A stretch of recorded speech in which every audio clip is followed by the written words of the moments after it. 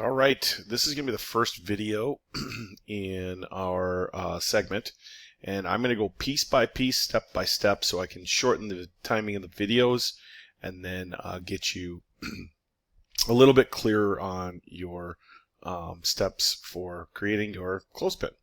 So in our previous videos, I kind of just showed you how to set up an account. I showed you how to just make a general part. We talked a little bit about being able to change some things and how to delete things. So this video is the first of many on just the clothespin.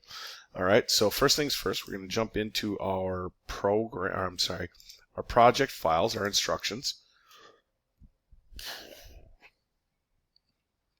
So here's our clothespin frame.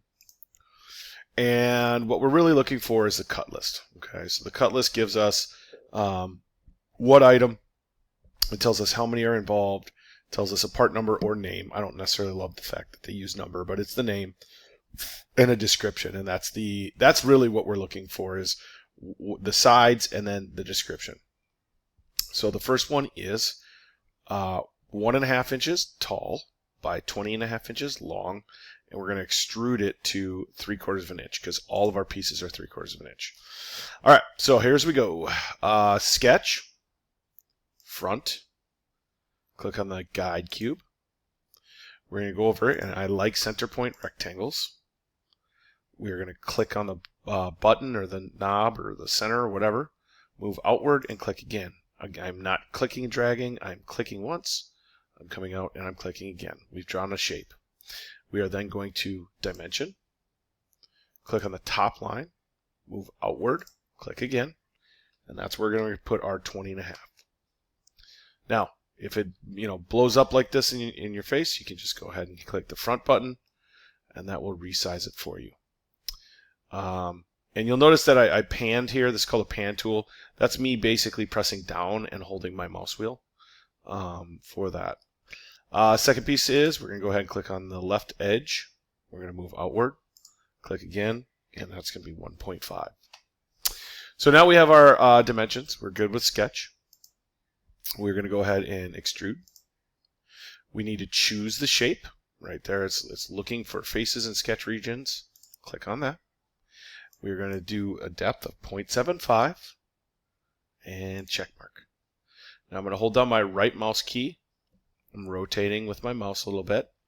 Okay, and you can see that I have a 3D object. I am then going to go ahead, I'm going to click and drag across the whole thing to select it. I'm going to use my fillet tool, and I'm going to choose 0.0625. You might see 0.063.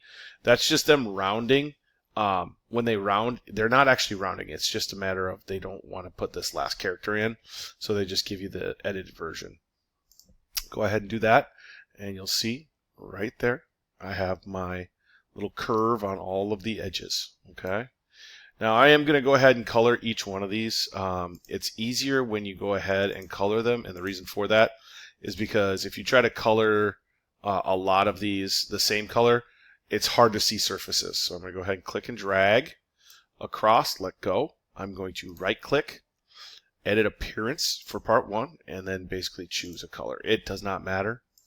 All right. And then last but not least, I'm going to go down to my tab. I'm going to right click.